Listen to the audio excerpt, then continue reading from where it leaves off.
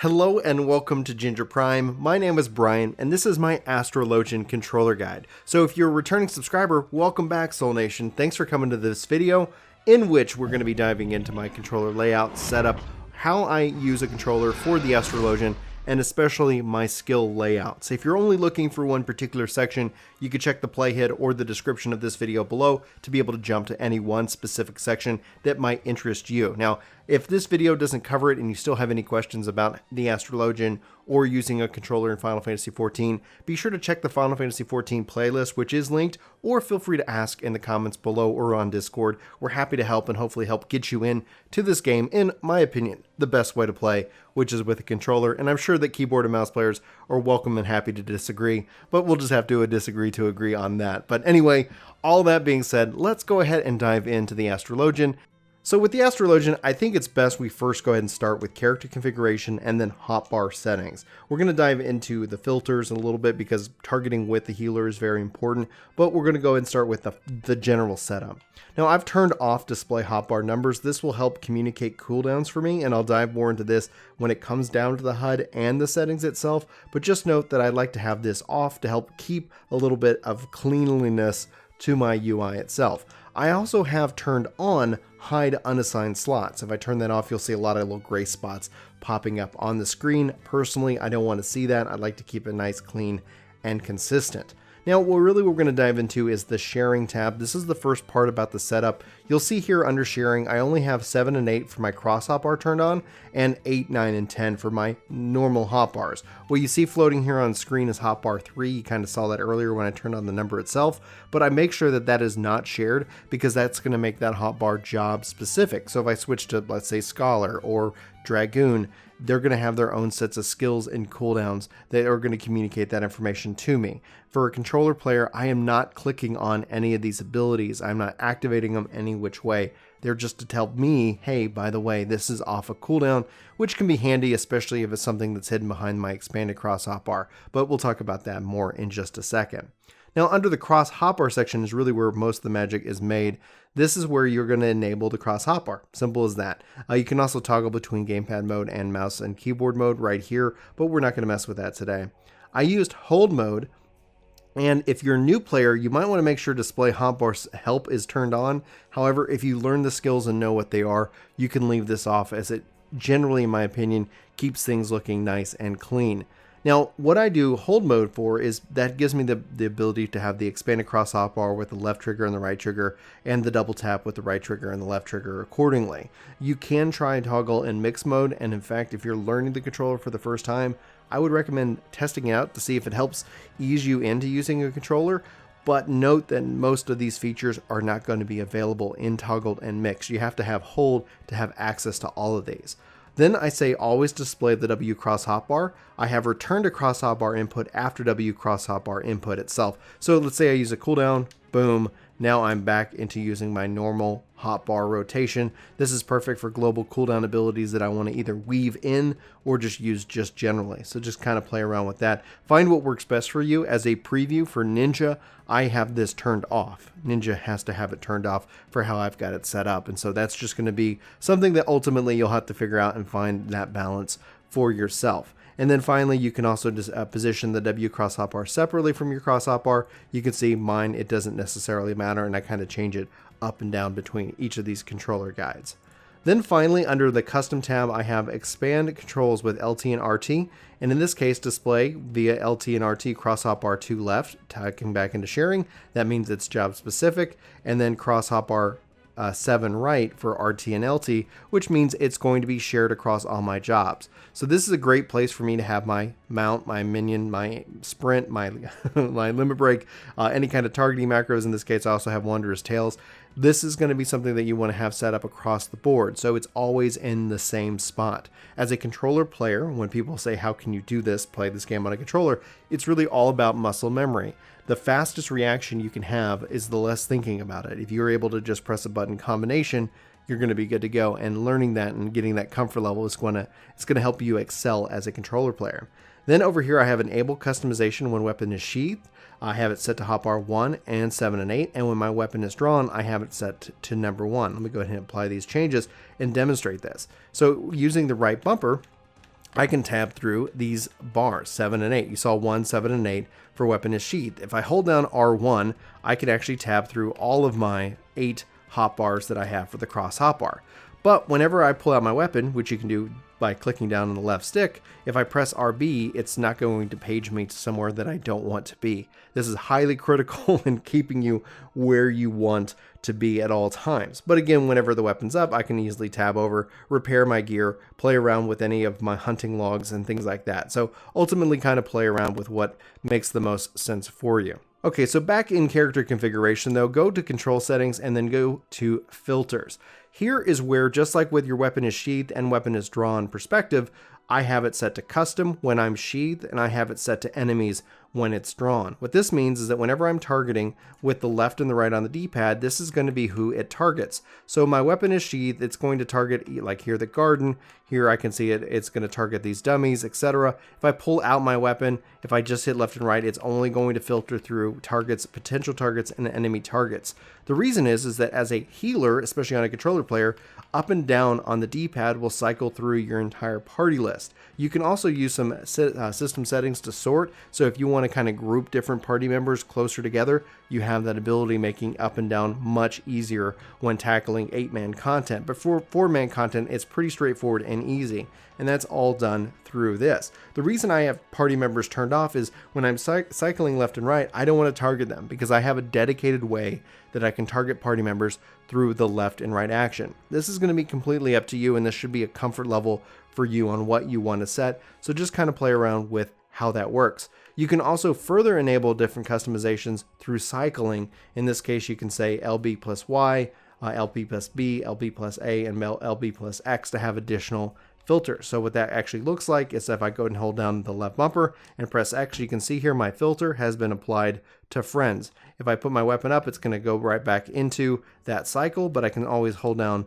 LB and switch my different filters, which as a healer, especially if you're playing the game and you're doing an alliance, you might want to have alliance specific filter so that way you can target a different alliance members rather than your party, because that is the one limitation when it comes to naturally playing with the controller itself.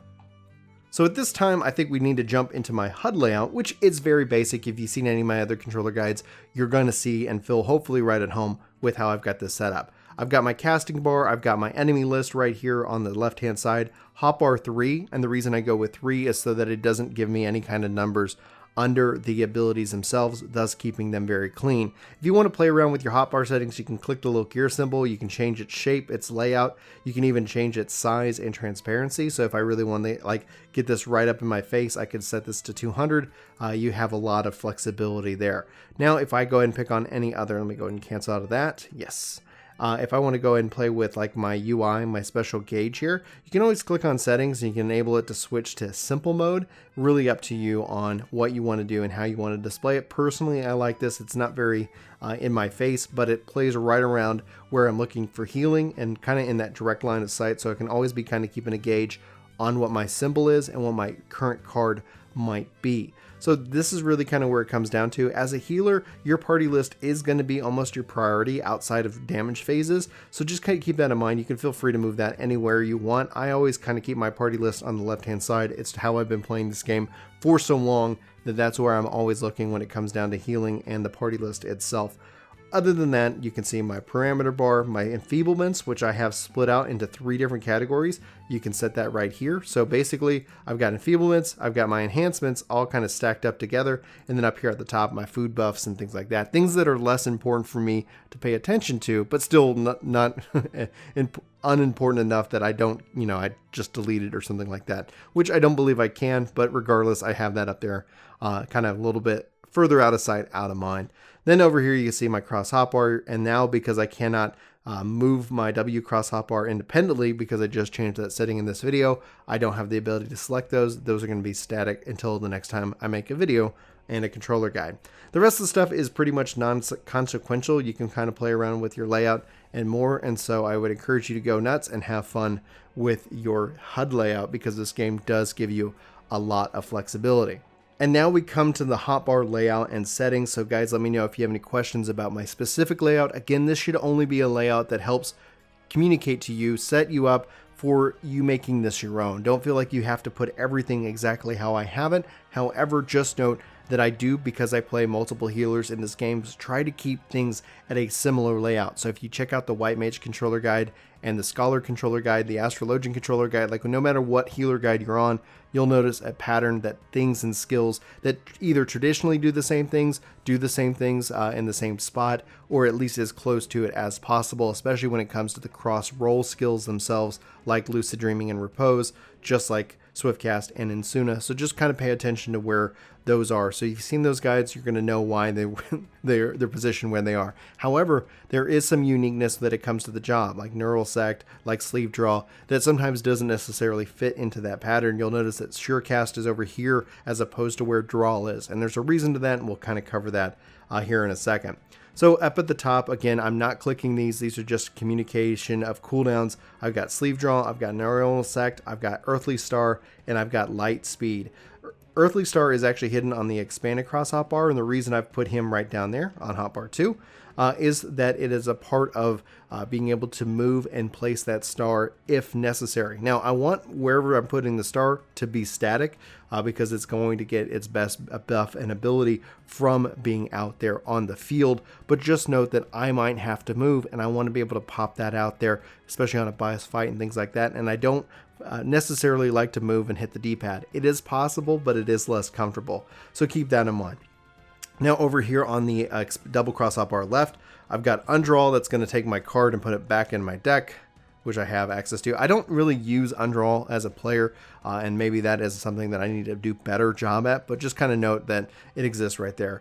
I've moved Surecast from the draw perspective because like when I'm on the move, I want to be able to draw the card and then be able to play it, which will actually be down here as a part of this functionality. And if you take a look at my Scholar controller guide, you'll see this lines up perfectly with that, but we'll go more over that. Then over here again, I have got, this is actually where I access Sleeve Draw. So you can see that listed here, and this is just going to draw an additional card from my deck, and it's actually going to restore 8% of my maximum HP. It's got quite a long cooldown, so just kind of pay attention to that. Then I've got Lucid Dreaming. This is going to restore my own MP. You can do this once every minute. Honestly, I would say always be dreaming, if at all possible, just to have and continue to feed you with MP. And honestly, I don't think you're going to struggle or run out of it. Then over here, I've got Repose. This is a sleep for 30 seconds on a target. So just kind of note that this is crowd control for you. Then I have Draw. This is going to be what you just saw, where you can draw a card and then you have to actually use Play to play that individual card. So note that this does not actually turn into the play icon. This is just the drawing of the card itself. Then over here on the left cross-up bar, you see Draw again, and the reason it just comes down to personal comfort depending on what I need to do.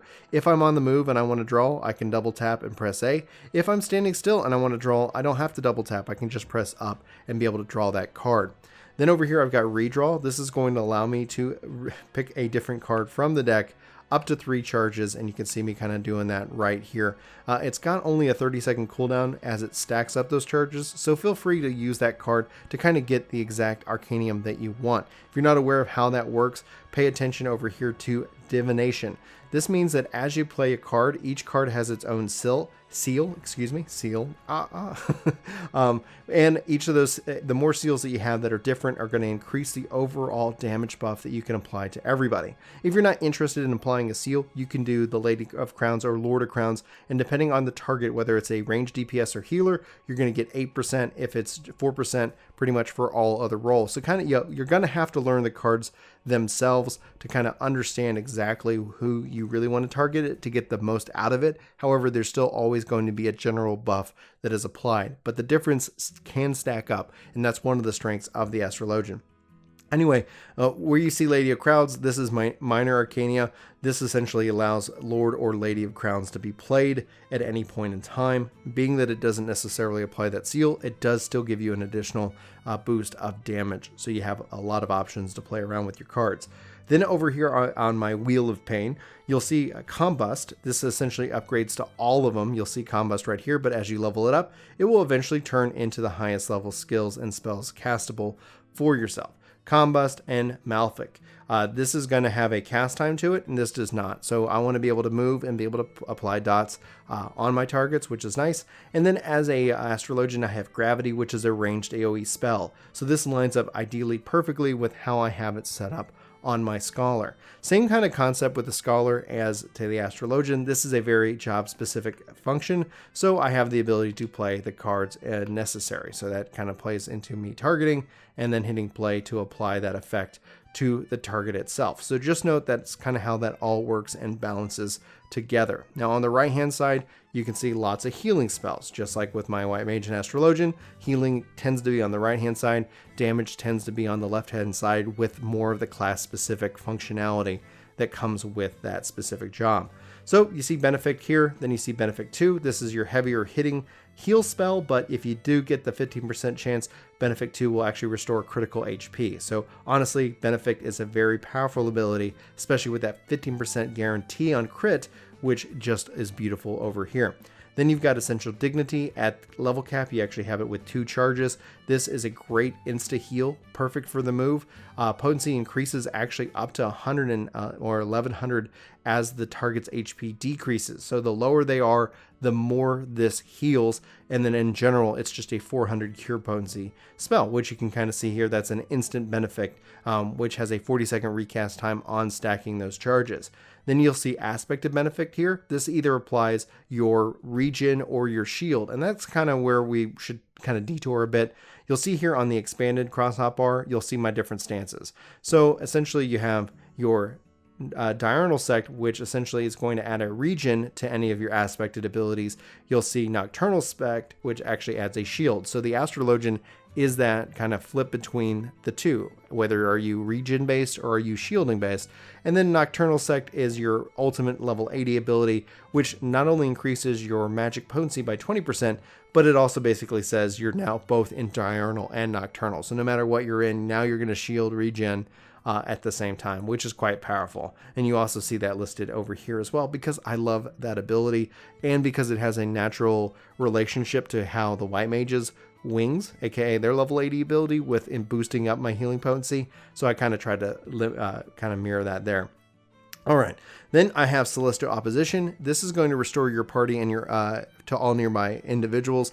And if you're under a specific aspect, it's going to either put a shield or it's going to put a regen effect on them as well. Then you have Helios, which is just a bigger AoE cure. And then Aspected Helios, which is either going to then apply that shield or it's going to apply that regen effect. Now, I also here have Horoscope, which is a bonus, a benefit to your ability. So whether you put Helios or Aspected Helios on, you're going to get an additional cure potency with both of these. So note that Horoscope goes perfectly well with my Helios's wheel here. So that's kind of why I've grouped them together. Now on the expanded cross hotbar right, you'll see Sinestri, and I'm probably butchering the name. I'm not sorry.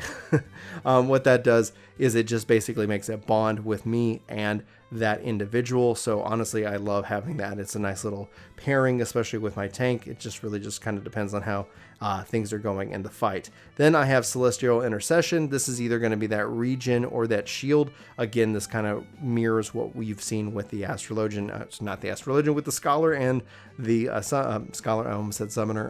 White Mage. Collective Unconscious. This I love this ability because it just looks awesome. You put this out there, you're going to get this Wheel of Fortune regen. You're going to get so much of these additional benefits as well, depending on obviously the stance you're in. You can recast this every 60 seconds. However, it is canceled as it's part of a channel as soon as you move. So just kind of pay attention to what this is doing itself. Then, as with all jobs, you have Insuna, and you see Lightspeed, Swift Cast, and I have an Ether in case I need to be able to boost up a little bit more MP. So we covered that. We've kind of somewhat already covered our part 2 here, but you'll see Swift Cast, you'll see Earthly Star, you'll see Rescue, and you'll see Ascend, which is your res. So I can easily Swift Cast res as needed. And then I've got my different sects. Now, when you go and you pick one, you're not going to be switching out your these two sects, but at least you have this one, which you can apply every 2 minutes. And that's honestly like quite powerful how that works all together, especially with this, and being that it's only on a 2-minute cooldown. I would say, especially if you've done the fights and the content before, don't sit on this. This is really great, really powerful, and you can kind of put out a lot of healing, a lot of shielding and then also kind of go into that damage phase from afar with gravity. The thing I struggle with personally on the Astrologian comes down to making sure I'm managing my cards appropriately. I can kind of get into this idea of healing and then going into damage and then say, oh man, I forgot I need to keep putting those cards on, so I can overall buff the party itself. So there's a lot that you can do, and hopefully some of this has been interesting and educational to a degree. If it has, let me know in the comments below. If you have any other questions, let me know in the comments below. Now, before we sign off, I do want to jump into my user macros for the Astrologian.